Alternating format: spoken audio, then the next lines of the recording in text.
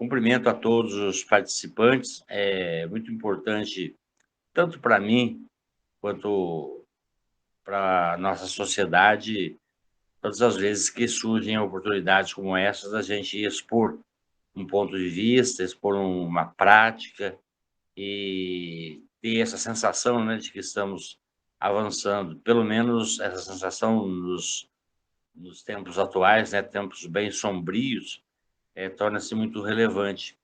E eu agradeço a oportunidade de participar e tendo esse tempo nobre de demonstrar um pouco da minha experiência e um pouco das minhas conclusões e dos desafios que se impõem também, né?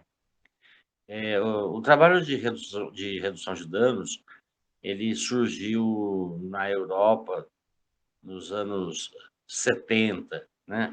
Como política pública mesmo, né? Na verdade, ele surgiu um pouco antes, como tentativas diz a literatura, que um grupo de médicos que trabalhava numa seção de saúde começou a se preocupar muito com a população em situação de vulnerabilidade, né, de rua, que ficava próximo ao posto de saúde que eles trabalhavam e que não aderiam de jeito nenhum aos tratamentos convencionais. Então, eles resolveram distribuir a própria droga em forma de atrativo. Então, essas pessoas começaram a procurar a saúde, não por outras coisas que não fossem buscar a própria substância que eles precisavam, né? Então, começa mais ou menos assim essa história. Isso ficou conhecido como chamado relatório Holeston, que foi na cidade de Holeston que isso se iniciou. Um pouco mais tarde surgem e deu bons resultados. Os relatos que a gente tem é de que muita gente conseguiu ter, ter bons resultados, né? Participando desse programa chamado Relatório Holeston. Depois, na década de 70, final da década de 70, mais ou menos, na Holanda, aí nós já tínhamos a AIDS, né? E a Holanda detectou que uma grande parte dos usuários de drogas infectados pelo vírus HIV tinham como categoria de exposição o uso injetável de drogas. Então, com a experiência do relatório Holliston, mais essa realidade da Holanda, porque a única política pública que existia na Holanda, assim como em praticamente todo o mundo, era a respeito disso, era parar de usar drogas. Era o único caminho possível, né? E eles perceberam que não exatamente isso, que transmitia o vírus HIV não era o uso de drogas, era o uso de drogas injetáveis compartilhado, compartilhamento de seringas. Ou seja, a pessoa, mesmo que usasse drogas da forma injetável, poderia não se infectar pelo vírus HIV se tivesse todos os cuidados de higiene. E aí os trabalhos voltam-se a essa finalidade, né? Não seria, então, um combate ao uso de drogas, mas uma forma de conviver com isso, já que se pronunciava uma realidade em praticamente todo o mundo. No Brasil, nesse período, houve o financiamento internacional, teve o Projeto Brasil, e o Projeto Brasil ele conseguiu fazer um levantamento em todo o território nacional e concluir, entre muitas outras coisas, que no Brasil havia cerca de 1 milhão de usuários de drogas injetáveis, né? E aí começam a aparecer nos boletins epidemiológicos do Ministério da Saúde esse número elevadíssimo de pessoas que tinham HIV, outras já desenvolvendo problemas ligados à AIDS, cuja categoria de exposição era essa, o uso injetável de drogas.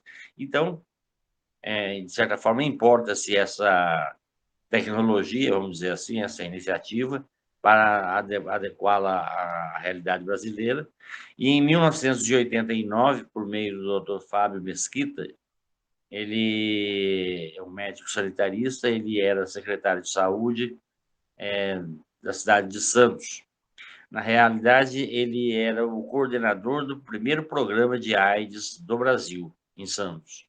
O secretário da Saúde era o doutor Davi Capistrano. E colocaram em evidência a necessidade de fazer alguma coisa, de estabelecer uma política de atendimento e de atenção a esse público, que causava muitos casos de AIDS. Muita gente morreu nesse período, né? Então, em 89, surgiu a partir da ideia da cidade de Santos e foi avançando pelo Brasil. Logo em seguida, o Ministério da Saúde assumiu essa responsabilidade e criaram-se no país muitos programas de redução de danos, né, baseados na troca de seringas. Eu digo isso porque para mostrar que essa proposta de redução de danos, ela nasce na prática com os programas de troca de seringas. Mas esse leque foi se abrindo.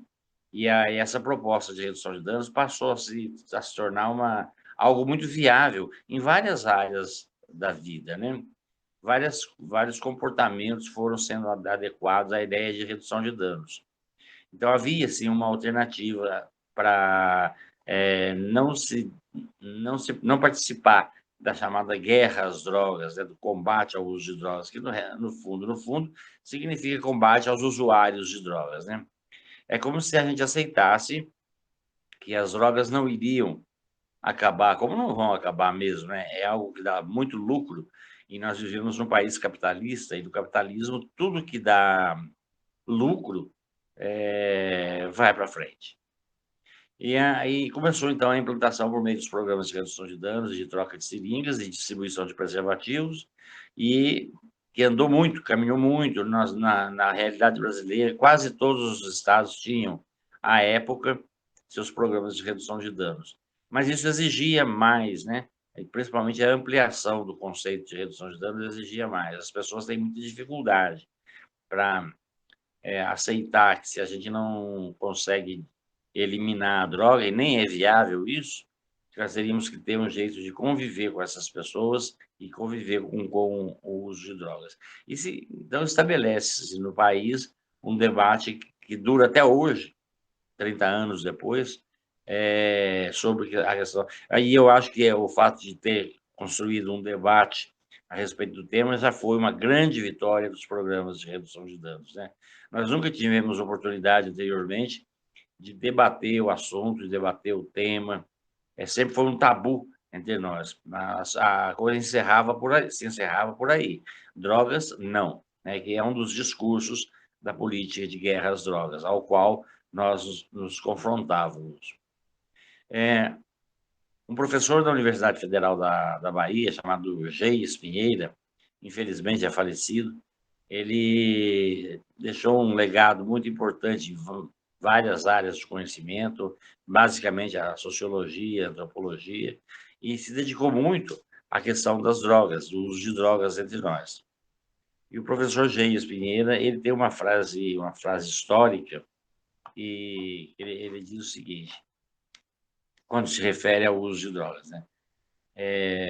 Prevenção é ter aonde ir, tratamento é encontrar a porta aberta. E nós fomos, a partir dessa reflexão proposta pelo professor Geis Pinheira, nos demos conta que, primeiro, que nós somos uma sociedade que as pessoas são muito restringidas, né, em relação a isso, né, ter aonde ir na vida, né, as possibilidades dentro de um sistema como o nosso de ser alguém na vida, de trilhar um caminho mais adequado, mais bonito, traga mais felicidade, são muito restritas, onde a divisão social é tão grande como no Brasil. E a relação que ele faz com o tratamento, que é encontrar a porta aberta, isso dificilmente passava pela nossa cabeça, como não passa até hoje, ou melhor, hoje passa pela nossa cabeça, graças aos programas de redução de danos, encontrar a porta aberta. Haja vista que a maioria de quem se dedica a esses tratamentos, a essa atenção, as portas do serviço são sempre fechadas. A gente só não sabe se elas são fechadas para as pessoas não entrarem ou para as pessoas não saírem, né? Então, quem se dedicou a essa possibilidade mais, assim, no início foram os hospitais psiquiátricos, né? Sempre de portas fechadas. A luta antimanicomial estava começando a surgir no Brasil naquela época. E a frase do professor Geis Pinheiro passa a ter um grande sentido para nós. Prevenção é ter onde ir e tratamento é encontrar a porta aberta. Nós não tínhamos nenhuma nem outra. E lutamos até os dias de hoje para que existam políticas adequadas a essa necessidade, né? Que tem a ver com adequadas à necessidade que as pessoas têm de ser felizes. No fundo, é essa a questão. A partir das intervenções do professor Geis Pinheiro, do Dr. Fábio Mesquita em Santos e outras pessoas importantes nessa trajetória, nós descobrimos muita coisa, né? Por exemplo, descobrimos e questionamos a ideia que a gente tem no Brasil da diferença entre política pública e política de Estado. A gente vive desejando uma política pública que trate de determinados temas, no caso, a questão do uso de drogas.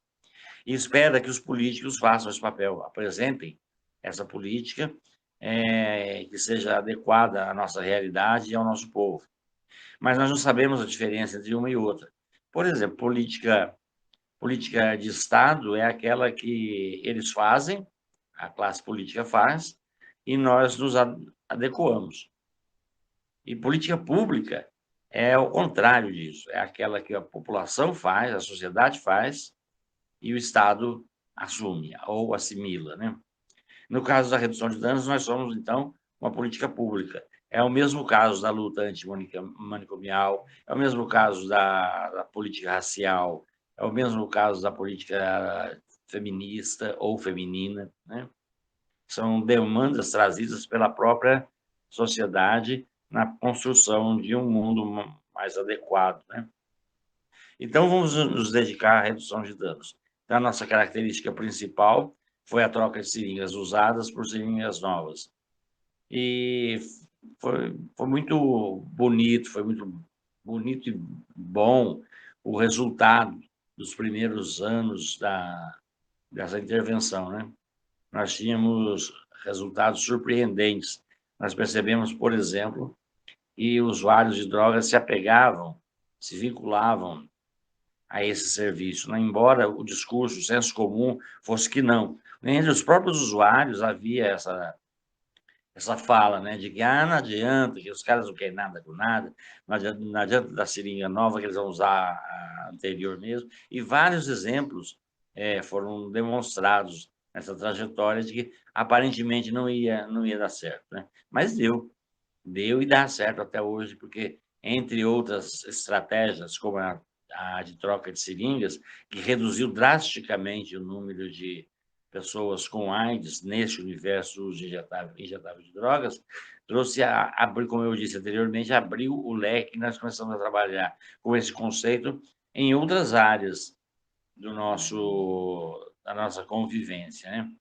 Um exemplo que eu dei foi a distribuição de camisinha. Havia e ainda existe, a suposição de que se distribuir camisinha, as pessoas vão transar mais, né? Nós não temos uma cultura de acreditar, né, nas pessoas, muito menos acreditar na juventude, muito menos acreditar na adolescência, né? E isso faz muita falta, né, da gente desenvolver essa capacidade de compreender essas pessoas. Um dos mestres nessa área, o chamado professor Antônio Escorrotado, é um espanhol e nasceu no Brasil, morou muito tempo no Rio de Janeiro, depois voltou para a Espanha. Ele foi, acho que, o autor que mais escreveu, ou o que melhor escreveu sobre o tema, né? E existe uma máxima do professor Antônio Escorrotado, que está no livro dele, chamado História Geral das Drogas. É uma sugestão, inclusive, de leitura. É um livro muito grande, mas existem edições com certos resumos que valem a pena da gente ver. E uma das frases que o professor Antônio Escorrotado nos deixou é que o uso de drogas é uma questão de conhecimento e responsabilidade.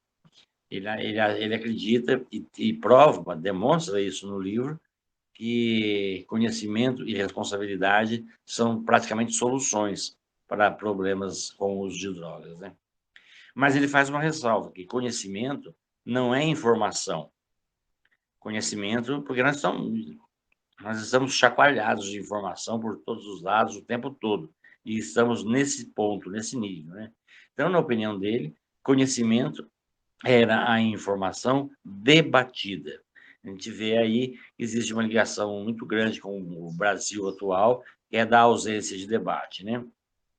A classe política mesmo não gosta de debate, temos um governo que não gosta de debate, não debate, e que acredita na pressão de cima para baixo e cria políticas de Estado dessa mesma forma, de cima para baixo, usando a força.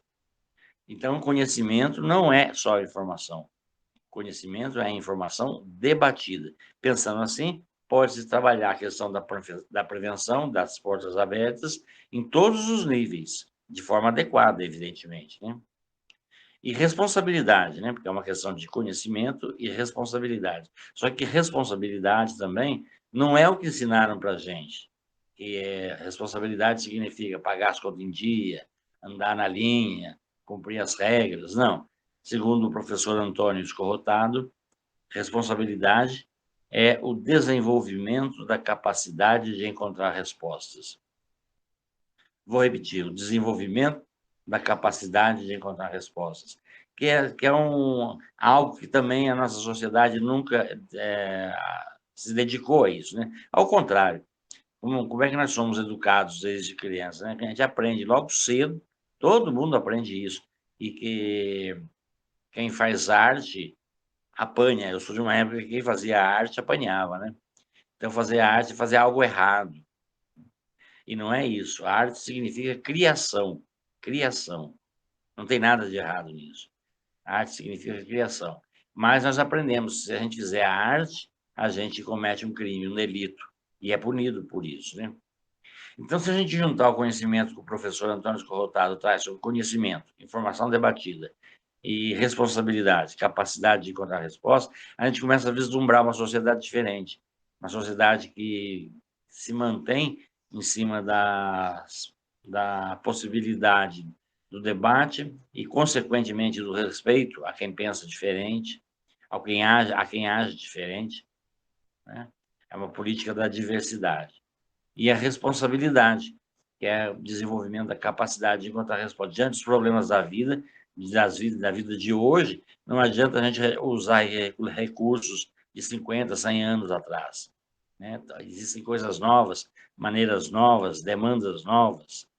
Então, eu acho que esse livro do professor Antônio Escorrotado traz uma luz muito grande sobre algumas necessidades que nós temos na hora de resolver alguns problemas e, basicamente, repensar a nossa política pública, né? E, como eu disse, ela vai exigir a nossa participação. A construção de uma política pública exige a nossa participação. A gente não vai sair levantando uma bandeira só por levantar, a gente tem que entender, ela tem que fazer parte, aquela luta tem que fazer parte da história da gente, né? Bom, em relação ao uso de drogas especificamente, o que nós herdamos, né, do passado, do passado que eu me refiro, a longo, a curto e a média, a médio e curto prazo, né? O que sobrou para a gente? Sobrou algo que nós vamos chamar aqui de conceito, que dá a impressão que é algo que já nasce dentro das pessoas, né? Parece que o conceito já nasce dentro de cada um e até qualquer criança, muitas crianças já conseguem responder algumas questões baseadas no conceito, né? O conceito sobre drogas que nós temos está baseado em 3 olhares. É o mais antigo deles, o olhar das religiões. As religiões viam e veem no uso de drogas um pecado, e o tratamento, consequentemente, seria a conversão. Depois, a saúde apareceu nesse histórico, e a saúde não via mais o uso de drogas como um pecado, ela via como uma doença, a qual denominou de dependência química. Por último, veio a justiça, que não via nem como doença, nem como pecado. A justiça enxerga como um delito. Então, nós sabemos, de antemão, que o caminho do pecador é o inferno, o caminho do doente é o hospital e o caminho do delinquente é a punição. E em cima desse resumo que eu estou fazendo para vocês, se construiu a política de drogas no Brasil. Agora vou me restringir mais à história do Brasil, porque essa política não é só do Brasil, né? Mas basicamente é isso: usar drogas significa ser doente, delinquente ou pecador. E a pessoa que por algum motivo começa a usar drogas, ou vai fazer uma experiência com drogas, ou tem as drogas como uma possibilidade dentro do seu ambiente de vida, ela automaticamente ela sente que ela deve ser ou doente, ou delinquente, ou pecadora. E quais são os caminhos para se vencer esse desafio conceitual? No caso, as religiões que viam nisso um pecado, o tratamento era a conversão. Então, não precisa remédio, não precisa nada, não precisa atenção, não precisa falar, não precisa conversar, basta converter. Essa é a ideia da religião. Muito utilizada nos dias de hoje ainda, né? Por meio das comunidades terapêuticas, na opinião pública em geral, a ideia de que uma pessoa convertida deixa de ter problemas em geral e aquele especificamente, né? No caso da saúde, que vê nisso uma doença, o tratamento é a clínica psiquiátrica, né? E a clínica psiquiátrica não propunha um atendimento ambulatorial, propunha uma série de alternativas e que culminava com a internação psiquiátrica, né? É aquela sensação de quando ninguém mais consegue controlar alguém, pela força se coloca no hospital psiquiátrico, né? Isso ainda existe muito forte, assim como a ideia de pecado e conversão também. Por último, a justiça se interessou ou foi interessada no assunto, né? Trouxe como possibilidade de uso de drogas ser um delito, e sendo um delito, o tratamento seria a punição. Então, no caso da saúde, é o tratamento psiquiátrico, que termina muitas vezes no aprisionamento em hospitais psiquiátricos ou em comunidades terapêuticas. No caso da justiça, era a prisão, era a punição, era a prisão na cadeia comum. E em paralelo ao desenvolvimento da questão, que ela foi crescendo, porque, como eu disse também no início, dá muito dinheiro, as cadeias passaram a ser, hoje, parece que há um consenso a respeito disso, que a cadeia seria o único caminho viável. E nós já tivemos grandes prejuízos, já perdemos muitas pessoas que, de uma forma ou de outra, foram parar nessas condições. Quando a redução de danos aparece lá na década de 70, 80, no Brasil, na década de 80, a gente tenta colocar um olhar a mais nesse conceito, né? Então, é como se eu dissesse para vocês: eu não sou contra o que a religião promove, nem contra o que a saúde promove, nem contra o que a justiça promove em relação ao uso de drogas, mas eu sou a favor de um quarto olhar que se some a isso, que é o olhar da cidadania. A cidadania, ela não enxerga nem como pecado, nem como doença, nem como delito. A cidadania enxerga como um direito. E aqui começam os nossos problemas, né? Porque vocês vão poder me perguntar: você está dizendo que a pessoa tem direito ao uso de drogas? Eu vou responder do jeito que a história me ensinou, né? De uma forma que eu acredito. É um direito, né? Se a gente pegar o conhecimento trazido pelo filósofo Immanuel Kant, 1600, 1700 mais ou menos, ele dizia que da pele para dentro, quem manda sou eu. E eu concordo com isso, né? Eu acho que nós temos um poder muito grande, que é o poder sobre a própria vida. E essa ideia desse poder sobre a própria vida vai entrar em choque com um pensamento religioso, que diz que a vida não é nossa, que Deus que nos deu a vida, né? Então, eu não posso dispor da minha vida da forma como eu bem entender, né? A vida não me pertence, ela é de Deus. Então, isso aí já é uma barreira muito forte a gente compreender os direitos civis, os direitos humanos, o direito da pessoa a utilizar o próprio corpo. E a gente pode perceber aí que o mesmo vai se dar em relação à prostituição. A mulher usando o corpo, a mulher ou o homem, mas é mais comum a mulher usando o próprio corpo para obter recursos que ela deseja, né? Ela não está fazendo nada de errado, ela está usando o próprio corpo, é dela, né? Talvez o que ela precisasse aprender fosse a fazer isso da melhor forma possível.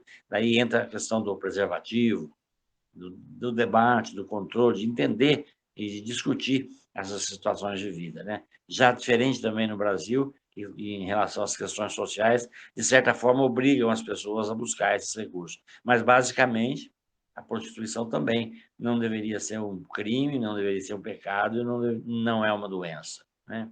E nós sabemos a dificuldade que existe na nossa sociedade em lidar com esses temas, né? Esse conceito está muito enraizado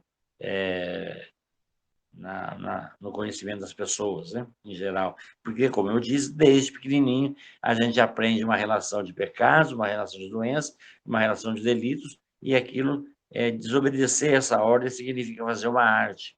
E eu disse também anteriormente que a arte não é bem-vinda. Daí a gente entender por que a cultura, por que a arte também não é bem-vinda em dias de hoje, na sociedade atual. É porque nós já aprendemos que a criação, que a arte, ela é fruto da liberdade do pensamento, né?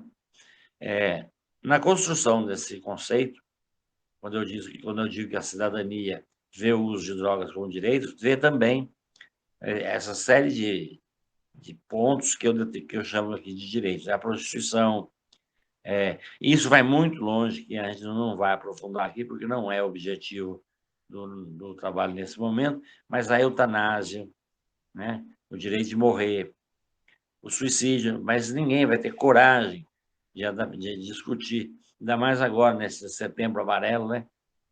Quer dizer, não quer dizer que está certo, mas que a gente precisava discutir isso à luz de novos conhecimentos. Mas que está na área do direito individual, está. A gente pode não ter ideia do tamanho sofrimento que uma pessoa tem, a ponto de não suportá-lo e querer mudar isso. Nós temos que abrir mão dos nossos preconceitos para poder chegar um pouco mais perto dessas pessoas. Resumo, existe um trabalho do Alvin Toffler chamado A Terceira Onda, um trabalho de 1970, 70, 75 do século passado. Ele é muito interessante, eu também sugiro que vocês leiam, que ajuda a gente a fazer um resumo muito bom da história da humanidade, né? Para poder compreender esses conceitos e até, quem sabe, modificá-los. No trabalho do Alvin Toffler, a primeira onda foi o nomadismo, né? Que é um período de sobrevivência. É um período onde as pessoas eram muito violentas e não tinham voz. Ninguém mandava, ninguém eram nômades. Eles iam para um lugar, usavam tudo que tinha ali e ia para outro, num caminho de destruição, inclusive do meio ambiente. E quando aquele lugar não produzia mais nada para eles, eles iam embora e deixavam como estavam, né? E essa primeira onda, ela durou muito, acho que talvez tenha sido a mais longa de todas, né? E ela vai até o aparecimento da agricultura, né? Com a chegada da agricultura, a humanidade teve um aprendizado ímpar, no caso da vida em comum, da sobrevivência, né? A agricultura mostrou que as pessoas não precisavam sair do lugar que estavam, se elas cuidassem bem da terra, da vida, do meio ambiente, do relacionamento social, elas poderiam continuar ali indefinidamente, né? Então, foi um momento de grande crescimento para a humanidade.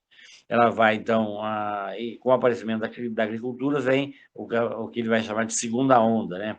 A segunda onda que se caracterizou pela produção e comércio. Então, as pessoas plantavam, criavam animais e produziam, mas não por produzir para se alimentar, basicamente, mas para o comércio, para ganhar dinheiro. O dinheiro passa a ter uma importância muito grande na história da humanidade. Essa segunda onda, que caracterizou-se pela chegada da agricultura, vai caminhar, então, com todas as mudanças que ela trouxe no seu bojo, até a Revolução Industrial, em 1757, isso, em 1757, 1750, né?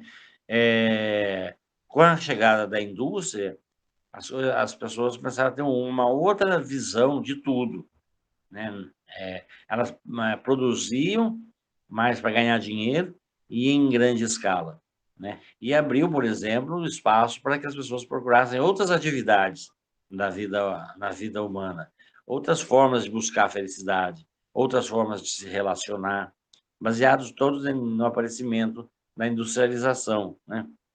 E ela vai até 1750, quando começa que vai de 1750, a segunda onda, até mais ou menos 1950, o século passado, metade do século passado, com a chegada da terceira onda, que é, segundo o Alvin Toffler, dando um exemplo importante, mas é um exemplo,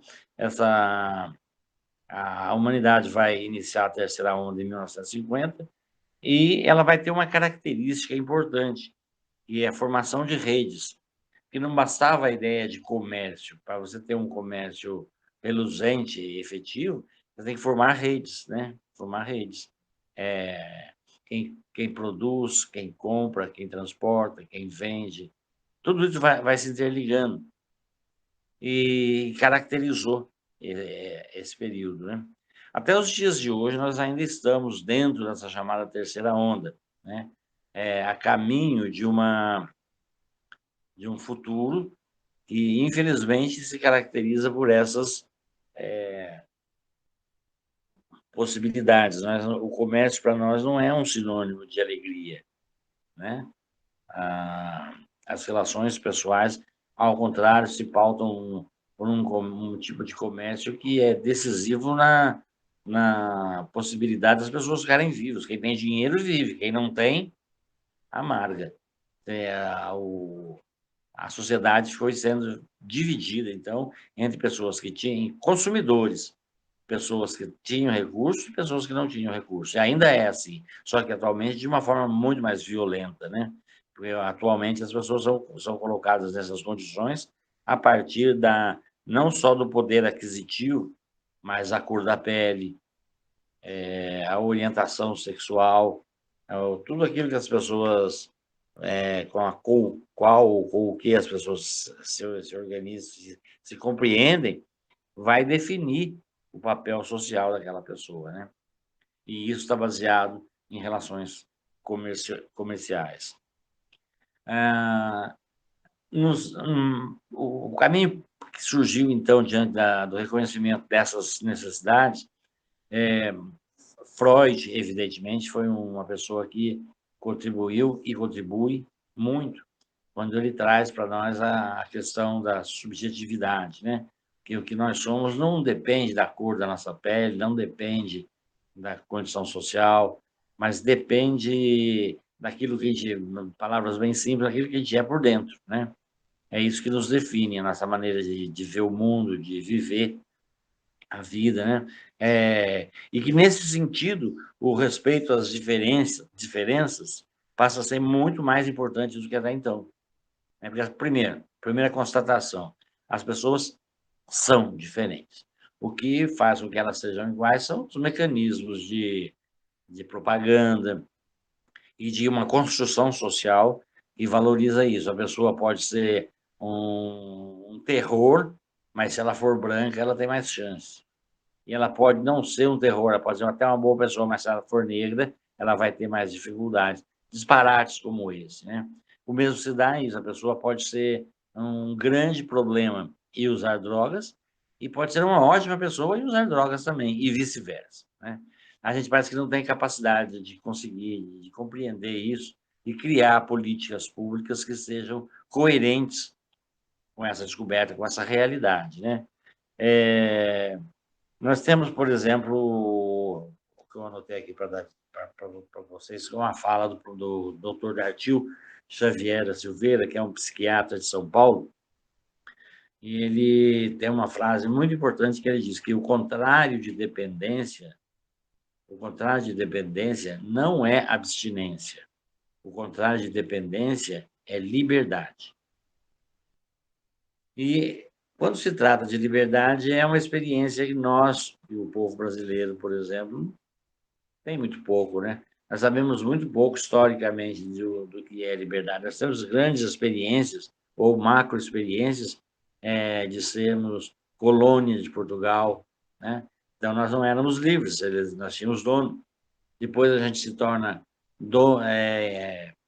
um bem até chegar nos últimos anos, os últimos 100 anos, quando a gente aprende que a vida é a máxima do direito, né? A vida é o bem comum, é o bem mais importante que a gente tem. Mas a gente não valoriza a vida dos outros, a gente valoriza a própria vida. Existe um ingrediente, vamos chamar de egoísmo, no ser humano, que ainda não está claro, que nós precisamos estudar muito, né? E essa necessidade de sobrevivência, né?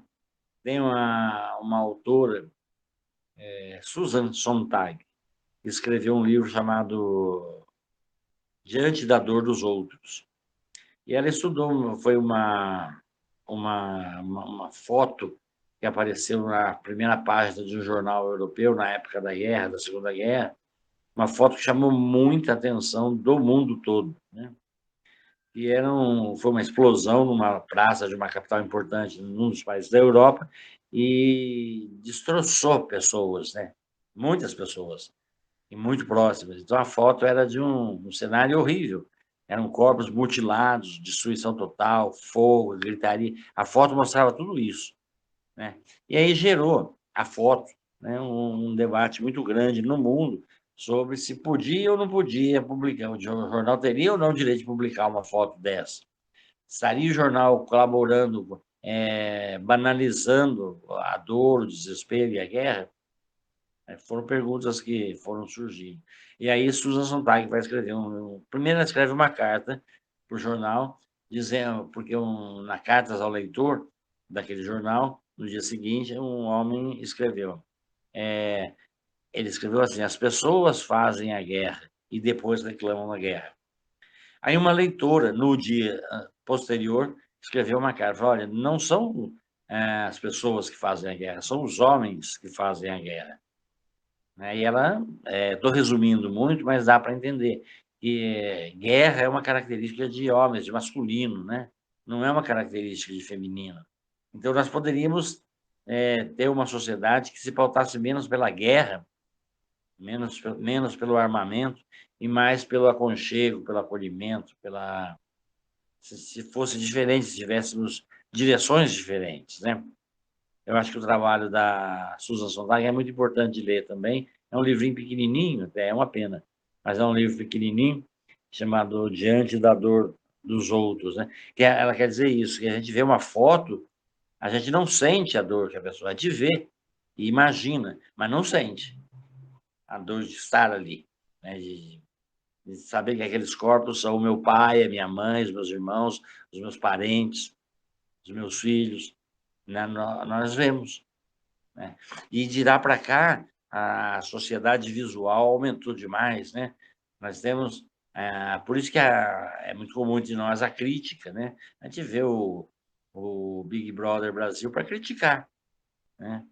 Vocês viram que eu fui gentil com vocês, falando que a gente vê o Big Brother Brasil. Eu procuro não ver, porque eu não gosto mesmo. Mas o fundamento a gente precisa interpretar, né? Ao expor o fracasso de um e o fracasso de outro, a gente termina pensando na gente e tentamos nos livrar dessa situação, né? Quando o professor, o doutor Dartil Xavier da Silveira fala que o uso de drogas não é uma questão que a dependência, desculpe, que o contrário de dependência não é a abstinência, o contrário de dependência é a liberdade, duas coisas marcam a gente, né? Uma, que nós não sabemos o que é dependência. Então, nós não poderíamos chamar o uso de drogas de dependência química. A gente não sabe a diferença entre dependência, vício, costume, hábito, né? O que nós já conseguimos entender é que quando a gente fala fulano é viciado, a gente está dando um julgamento moral para a questão. Porque quando viciado, essa palavra que surgiu no nosso meio, era para se relacionar a cavalo. Os cavalos, quando o Brasil era ainda bastante rural, o cavalo, quem lida com o cavalo sabe disso, e quando o cavalo obedece, eles dão um torrão de açúcar para o cavalo. Então, o cavalo vai ficando obediente por causa do açúcar, né? Vai ficando viciado. Então, é como se a gente levasse essa palavra para explicar o comportamento humano, que a pessoa bebe, a pessoa fuma, usa algum tipo de drogas, porque ela é teimosa, ela não quer modificar, então ela é viciada. A gente já deu um julgamento moral. Quando a pessoa afirma, fulano é viciado, ela já deu o veredicto. E o que a gente faz com o viciado? A gente chibatada. O cavalo apanha. Enquanto ele não obedecer, ele vai apanhando. Né? É o mesmo que a gente aprendeu naquilo que eu falei lá atrás. A criança que não obedece, que faz arte, apanha. Então, arte não é bem-vindo. A obediência é que é bem-vinda. Né?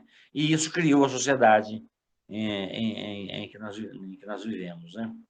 Existem muitos trabalhos a respeito da questão das drogas no mundo, das dependências, e existe pouco debate, aí no caso do Brasil, principalmente, a respeito do tema. A redução de danos tem essa marca de promover o debate, e vai além. Ela promove porque uma das principais estratégias, além da troca de seringas, distribuição de preservativos e muitas outras estratégias, a redução de danos tem uma mais importante ainda, que é o trabalho de campo, porque nós entendemos que o trabalho de campo não é o trabalho na rua. O campo não é a rua, o campo é o outro. Então, se nós temos uma pessoa nessas condições, nós temos um campo de observação e de atuação. A ideia é essa, que as pessoas sejam tratadas uma por uma, não colocadas numa fila e recebendo um diagnóstico igual para os seus sintomas. Tem pessoas que têm dor de cabeça por um motivo, outras por outros motivos, né? Retomar sem saudosismo um pouco do que nós perdemos quando abrimos mão da sabedoria oriental, né? Da medicina oriental. As reações do corpo são variadas e são por vários motivos, né? A redução de danos prevê isso. Ela prevê que a gente aumente o nosso leque de atuação e, com isso, consiga, compreendendo mais, abraçar mais as pessoas, literalmente, sem levar em consideração o comportamento que elas tenham e possibilitar novos métodos educacionais, principalmente alguns deles eu toquei. É isso. Muito obrigado.